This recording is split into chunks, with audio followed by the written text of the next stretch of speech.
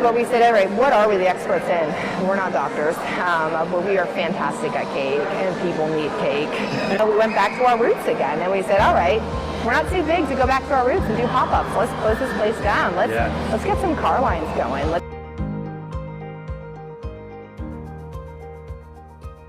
Hey, welcome to another episode of Dream Achievers. This is Andy Young, the Mountain Money Man. I'm joined by Simply Vanilla owner Jessica Kercher. So happy to have you. Hopefully everything's coming through. We're out in the mall. We wanted to showcase this awesome wall, but if you've been in the mall, you understand everybody's out walking this morning and having fun. They got the music jams pumping, so we'll enjoy our conversation. But Jessica, I've got to say, this is one of the locations I know that opened last year during the shutdown, essentially. Correct. And people came in and they were like, oh my gosh, this is beautiful and we love this. Right. Which is great to have local businesses thriving, but it probably started a little bit different. It definitely did. It definitely did. It definitely didn't go as planned, so that's for sure. Yeah, and I know obviously delays and everything else with construction and build out with COVID. But if we rewind back, I want to go back a little bit further with that. What was it originally that brought you to the Lynchburg Forest area? Quite honestly, I was a hospitality grad from Penn State. I really enjoyed what I did. I worked in a conference center running caterings for weddings. And I really enjoyed what I did, but I met my husband. I always thought I'd be working on some beach somewhere, honestly, and with a hospitality major, I thought I'd be serving, pina coladas and white sand, but life changes. And so when we were looking for positions, he is a nuclear engineer by trade, so that gives you a small little niche market that we're looking for, to be able to find a place where we can both enjoy our careers and sort of support each other in our passions. So I relocated down here because I got a position down with Liberty University with their catering department and running some of their retail units and their experience. So I had about 112 employees and about $3.2 million that I walked right into and said, all right, let's grow this thing. And I had a great time there. I met a lot of new people. My husband, at that point, as we moved down here, we got married. And he had a good position as a nuclear engineer, and so we enjoyed the area. We enjoyed the Blue Ridge, and the position continued to go until I had my first daughter, and that made me think a little bit differently about those 70 and 80-hour work weeks that hospitality brings along with it. So catering at a university is absolutely no joke. Yeah. I spent the 4 years at Virginia Tech working for the catering company, and it was unreal when you saw the executive chefs and everybody. Like, I was just a student and I was still working 40, 50 hours a week. And you had to get the job done. And it's a big team, so it requires you not to just have a skill set and some kind of technical background so you can jump into the culinary role, but it's also the people aspect of it constantly, whether it's visitors or whether it's students, or whether it's just your full professional team at all times and you're working for a company who's a contractor for another company. So there's a lot of interpersonal relationships that go along with those roles and a lot of learning lessons that you have coming in and out of that. But it was, it was an adjustment, but at the same point it was wonderful because I also took additional trainings for Disney customer service excellence. I was down in Georgia at the Chick-fil-A there, the corporate. So, a lot of all-stars, the Marriotts, a lot of all-stars, are in my background of training. So I was able to see how the big guys are working this, what are their true, passions for their business and their business models as they grew. And I was able to, apply that into what I was doing. And then, like I said, immediately when your children come along, things change completely. You're in complete priorities change quickly. Your career, and you're racing in your career, and you're enjoying it, and you're growing it, and then suddenly you go, oh my goodness, my whole life has changed. Like my whole spotlight and just... So first child was born. When was it that you said, okay, I'm going to go back to work, but it's going to be different than what I was doing? Quite honestly, it wasn't the initial plan that I was going to be leaving my career at that point. We thought, okay, well, we can do this until you have your first child, and you go, oh my goodness, this is not what they explained. But my husband traveled a lot, so he was out of the town a lot. So we said, all right, well, this is one of those times where our partnership, I have to step back a little bit. and you grow your career and do what you really love and take those travels, and I'll be with the child, our daughter at that point. And so it worked well. I was out for about 5 years. I ended up having our second child then in 2014. And so it worked really, really well. But all during that time, there is still a point where you're so used to people in hospitality. You're so used to meeting new people all the time, getting out and about. And so, having kids and getting out to the playgrounds or getting out and having them experience, and I would still play with things in my home kitchen, and figuring out, all right, what do I want to do next? How do I want to hold on to this? Can I hold on until they can, they can get into kindergarten, or they can get into the local school and see what we can do? But everything completely changed 1 year. Everything completely crashed. And when I say crashed, it means I broke my leg completely. My daughter had an accident and broke her leg the following week. Oh, gosh. And my husband was out of town in Arizona at that point, working. And so I was by myself. I was in a wheelchair, and I was with a daughter, and I was going, okay, like, what do I do with this? Like, I'm so glad I don't have to, go to work at this point, because I couldn't take care of a 3-year-old with a broken leg who broke it in ballet, nonetheless, in free dance. She's still in ballet, in case anybody's wondering. She loves it. It's a passion. But anyway. So I had a family friend, and I usually bake on the side, and that's how I thank people. I really enjoyed what I did. I really, I like to show people with a craftsman product, how much I appreciate them. And so I had a family friend that came in and was helping and would grab groceries or whatever, and so I just had this small little pack of cream cheese, and I had one of those little Betty Crocker box cakes, that it's like quick cheesecake. And I opened it up, and I was like, this is not worthy of a thank you. This might be worthy of a late night snack, if it's not a thing. This is not worthy of what I can do and what this person really deserves. So I threw out everything but a tiny little pan. Like, I literally threw out all the... and so I made her a small little peanut butter cheesecake, and she says to me, you should really market these. These are great. And I said, I just laughed because I did it on one leg. Like, I used the islands and prop myself up and around to do this. I couldn't go out and get her again. And so we just laughed over it or whatever. And then so I told some people, and she told some people, and then I started getting calls. And I said, okay, well, I can just do a few here on this side. Let me call the Department of Agriculture, because being in the background, the first thing you want to always do is have a good foundation. You want to make sure that you follow all the local legislation and laws and make sure you're doing it right before you start something that starts excelling, and then boom, you're shut down, or you're in an unsafe environment. Can I do this? Because there are only a few states that you can physically start a business from home that is a food service business. There's only very few. And then I'm also working with a dairy product that requires refrigeration. So knowing our background and the food safety and everything that's going on, I called them and said, hey, what can I do? They sent me over all the paperwork, and it took me 3 months to get through all the paperwork as I went through all the ingredients and the menus and making sure we register every item that we do have, making sure that I had separate refrigeration for every product that we had, a separate storage. We are very...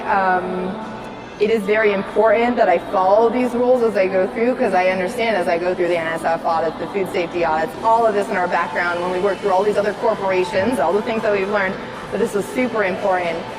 So we passed through that, and I was able to make it through and get approved and say, all right, you can have a home unit. And we had an inspection and stuff come in, and so I said, all right, let's try it. Let's see what happens. So we got invited to a few. People looked at us online. They were able to find us. A word of mouth is what really threw this business going. It wasn't, hey, super marketing everywhere. People started talking. People started calling. I started getting messages. It was really hard to, blend all the communications together. And so we decided at that point, all right, well, let's go out and maybe make a location. Let's streamline this a little bit. So when your business starts popping everywhere and the communications are there, let's see if we can streamline this. If we say we're going to be in this location once a month, and see how we can do this to get this travel and mobile so people can find us as it happens. So we decided to go out to an event, and the first event we started with full-size cheesecakes, and it went all right. It wasn't what people were going, okay, we see this normally. And so I pulled back from that unit and I said, all right, I know the product sells in the miniatures. I didn't have the small wares or the ability at that point to be able to invest in getting what I needed as far as supplies. But I got 6 tiny little pans. And so I said, all right, I'm going to do this anyway. But for these 6 tiny little pans, it sounds funny now when I'm shaving pennies compared to what I go through in a normal day. I can go through 3,000 cheesecakes in a day. It's not a big, not a big deal. But in that point, I was making 6 tiny little cheesecakes in a home bake oven. And so I made these, and I was like, all right, I can duplicate this over and over and over again. Okay, so I can use these same exact pans, and for the next 8 hours, every 45 minutes, I'm going to flip these things out and see if I can rotate out and get enough to get to the next outing that we have. And so we did it. Sold out. I had 60 of them done. It took me all day and all night. Normally I would just bake whenever the kids would sleep. So they would sleep, and I would bake through the night until I got up and got them to preschool.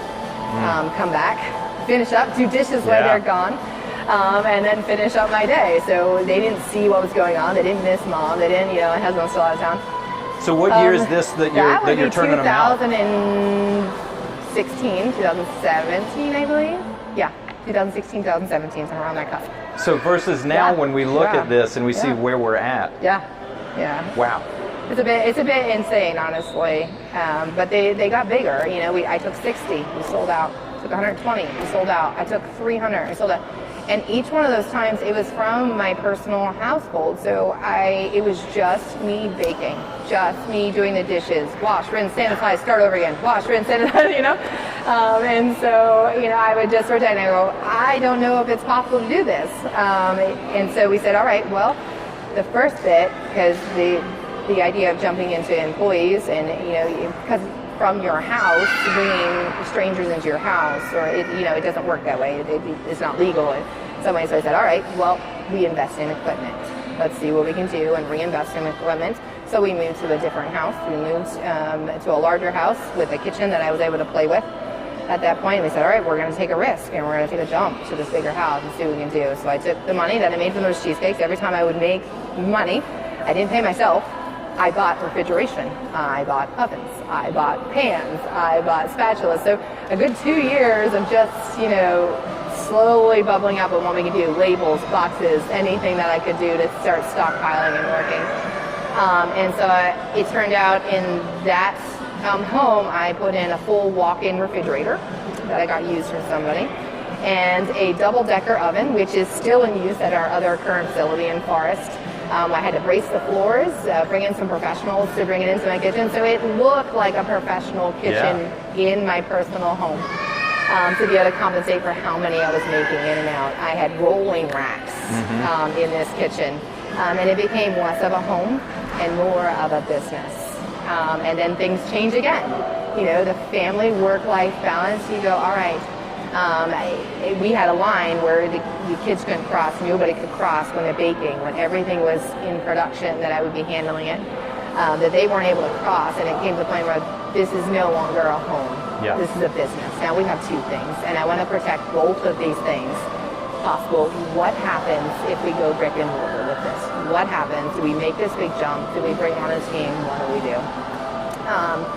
And that's in 2018, 2009. So it would be 2 years I'll be open right now. So that'll be 2019. In August of 2019, I met with a gentleman who was opening up a new small development.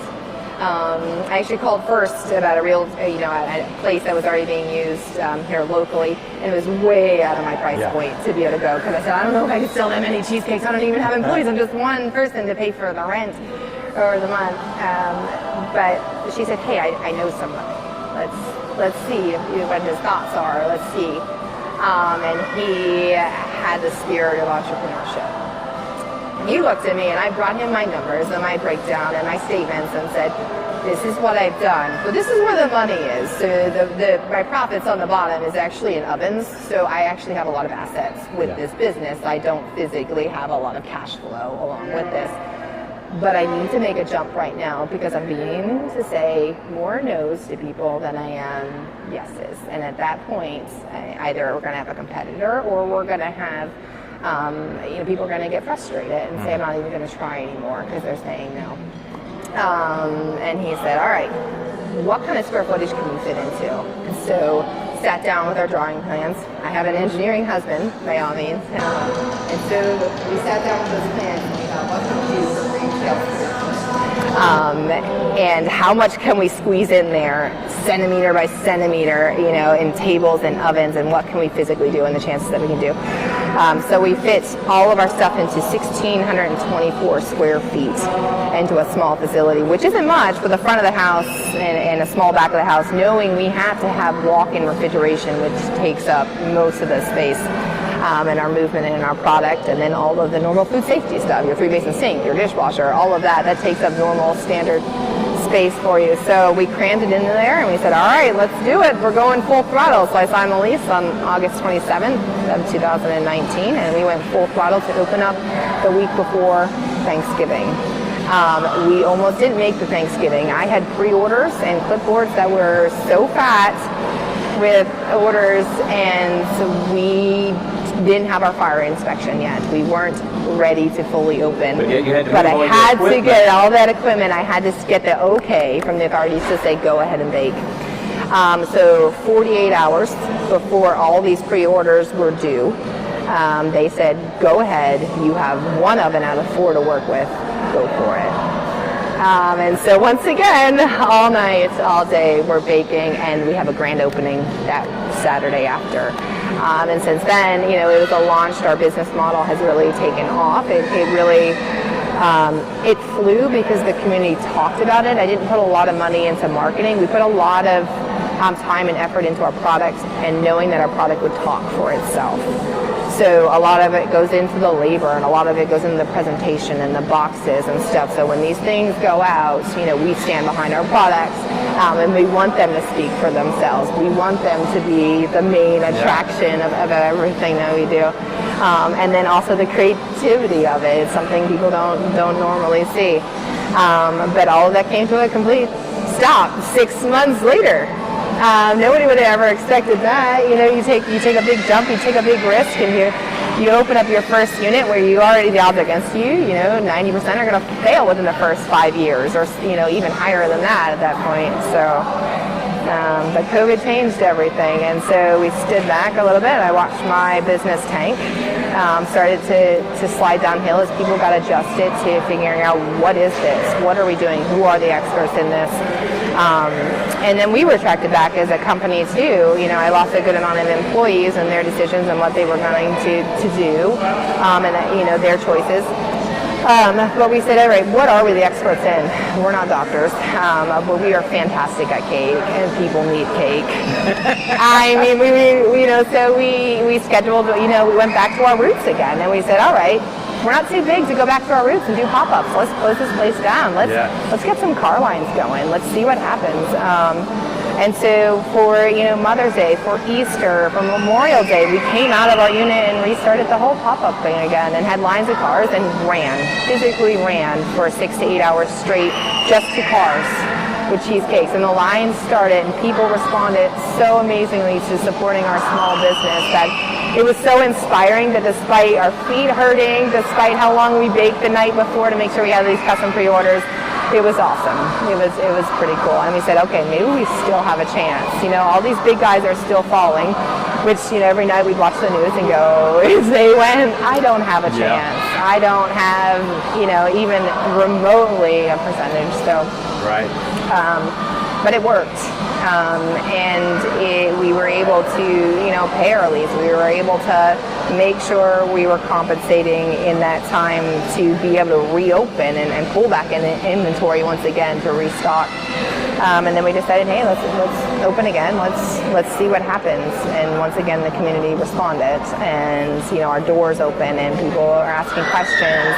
They're looking for something different. They're realizing that the small businesses in the community are a big support, or are part of the vision of the future for it. So it was pretty neat and inspiring, but it was also a huge emotional roller coaster once again to look at our team and go, how do you feel on this? And then to look at our community and go, and how do you feel on this? And then also privately behind the back scenes go, how do I feel about this? Because at this point, do I walk away and just say, do you go back to you? Yeah, do I go back to me? And I've always had a rule when I start things is that I'm not going to take a step back too fast. I definitely don't want to go backwards in any way, shape, or form. If there is a slight chance that there is a possibility, at this point, we have some deep scars. And those deep scars have us take bigger risks. You see so many business owners. You have to be an optimist at heart. But I mean, when you talk about as a business owner that you're saying, I'm signing this lease that I'm looking at it going, I have no clue how I'm going to pay this. Like, I hope that I can scale this to the point of what I need to do. And then you bring on staff and you go, my payroll's going to be what? and it's just, you just have to be such a hopeful optimist. And unfortunately, sometimes you do take that step backwards as business owners, that you lose staff through the pandemic. At no fault of your own, but when you say, hey, we're not going to physically be running, you saw businesses that no longer had interior dining. Right. That you said, well, if I don't have that, I don't need all of the support staff. Right. And you had some people that willingly just said, that's no problem, I don't want to be in it anyways. Right. But that's a hard place to be in, to figure out how do you reinvent yourself? How do you step back and go back to your roots of pop-ups? Right. And how do you connect with other business owners during the middle of a pandemic to go, how are we all? Yeah. You know, and that was the other thing we were lacking. It was the full connection, because we were all in this together, but you can't find advice in an unknown situation like this, or you can't find what should I do? You just have to remain, you have to say, okay, what does my data look like? How does my heart feel? You know, am I willing to let go of this, or am I willing to push forward, and what am I willing to sacrifice to keep this going? So, well, obviously, if we look on the outside now, and we see not only is it one location, it's two. Right. You've got your beautiful facility that we're in front of here in River Ridge Mall. So when was it that you said the push isn't that we're coming out of this with one location, we're coming out of COVID with two? You know, that's a pretty cool situation, honestly. You know, when I said we were doing some pop-ups, we were really lucky to do a few pop-ups here at River Ridge before the pandemic, when I was still a home base. So when I was talking, I was baking several hundred cheesecakes. I would come out here with about 800 cheesecakes for these events, and we would sell out. I would set up tables out in the middle of the location here, and we would form lines, and we would sell out of our product. And so we had a good relationship with the leadership here, and them being able to share their future plans as what they were looking for this place to develop into before even COVID started. And then the ability to also understand that the community was looking for already a heart of small business here. There's a lot of small business leaders that have really played a big part in making sure that this heartbeat is much louder than a larger factory setting. And so it was really cool to come out here and see that spirit, and then also work with a larger corporation, a larger business, and go, all right, is this really possible? And the funny part about this, you know, is then River Ridge came to us. You know, they were begging us to open a store originally, and I said, whoa, I have no idea. And then I'm glad we didn't, because the pandemic hit, and you know, we're trying to pay the lease on one, let alone two. And so when they came to us, I said, all right, so, you know, I'm big in being able to understand the full picture. I'd like to know all of the information. So if there's an opportunity out there, my initial thought isn't usually no. It's usually, let's talk about it. Let's see, what are you actually looking for? How can we partner together? Versus, you know, how can I work for you, or how can you work for me? It's usually a partnership. So if I can somehow create a partnership with someone, you know, and I feel comfortable in that, and say, all right, well, we have an opportunity, and now I have a partnership with someone. And that's how I felt coming into River Ridge when they came to us and said, hey, we have a storefront that's closing down, and we think it would be a great place for you. Why don't you come in and take a look at it? And I said, okay, I'll come in and take a look at it. So I strolled in leisurely that day and walked up to this facility here, all in glass, and said, I don't know what else you put here. I have no idea what else would go better in this location if we gutted it out and made it into our very own. And we already knew that one of our largest complaints for our business was that people couldn't access us all the way over in Forest. We were a tiny little store. Even though we were super busy, we had a huge amount of clientele that couldn't get to us or couldn't access us. And then we have a certain amount of clientele, you know, as we looked for in a certain age group that we weren't hitting either with some of our products. And so, you know, knowing the changes that were coming here in River Ridge, already, and how they were going to develop. They wanted to work with small business, and they said, all right, well, what do you need from us? Or what can I do to make sure that this happens? And we said, all right, we'll take a shorter term lease, and let's just see what happens. Let's test the waters again. Let's see if you're willing to take a risk on us, we can take a risk on you. And so I signed that lease in that October once again, and we got it the entire thing, and we designed the kitchen once again. No outside contractors came in and designed our kitchen. We, like the other kitchen, we redesigned it and made it set for us to be able to do the product here, as well as some adjustments to our other facility at the other account to be able to handle the mass quantities that we were doing, and also support our people. So in each one of these events, I would say one of the biggest key factors in it, I don't think I mentioned cheesecake a lot in this entire, as we talked about it. If I'm going to say, it's the people aspect of it. Yeah. It's really meeting team members with talent and passion, all of your own. And people who want change. They've left jobs at larger facilities and factories, and they want us to feel something. So how do we make people feel something, not just by buying a cake, but also in what they're physically doing with their hands and what they're representing, and how it's no longer a cookie cutter product. You're getting something that we develop, and we change it out, we try something new, and we're always listening and we're responding, and you can see the joy that comes out. And so when we said to the team and said, hey, we're thinking about taking a risk here, what do you think? And what this risk means too is when you have so many talented individuals that work with you, mind you, not for you, with you is the key. Side by side. When they work with you, you want to provide as many opportunities for them as possible, because they are the key to the organization that you do have. So limiting growth in my company because of my comfort level meant I was limiting them. I was limiting their talents from excelling. I was limiting their financial growth. I was limiting my financial growth or the future of this company and what we can physically do. And so I said, we're about to take this jump. I'm about to take this financial risk. You guys want to play? Do you want to play? Do you want to keep playing? Do you want to, watch our competitors? Do you see what they're doing? Do you want to continue on with this? Are you okay with just churning, at this point? And they take a little time, but ultimately they like to play. We all like to play. And so we took that big step and that big jump, and as I talked to my husband, who is my partner in this entire thing, he's the numbers guy in all of this.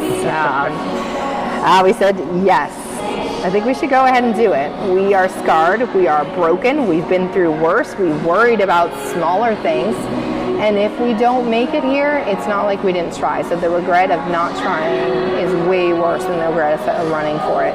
Not that I didn't lose a lot of sleepless nights going, why did I do this? What am I thinking? Or why do I got to grow my team so fast? But we just, we jumped. We said, let's just do it. It doesn't work. We bow our heads and say, we gave it our best, and go from there and see if there's more people. And when we opened this unit, as far as staffing during COVID, we found those people who wanted to show their passion and showcase it. You'll see a lot of times when we just say it's our team, or look what they can do, or look what and that's truly what it's about, is the people, And so now here we are, 4 months later. We opened in March. And we're still growing. We don't even know what a season looks like in either business model, because we've never had a full physical year. We've never had a full physical year of events or holidays without a scare. And so we're making it up as we go along. We're elastic. We're growing. We're expanding. Then we're retracting back, and then we're still trying to figure it out.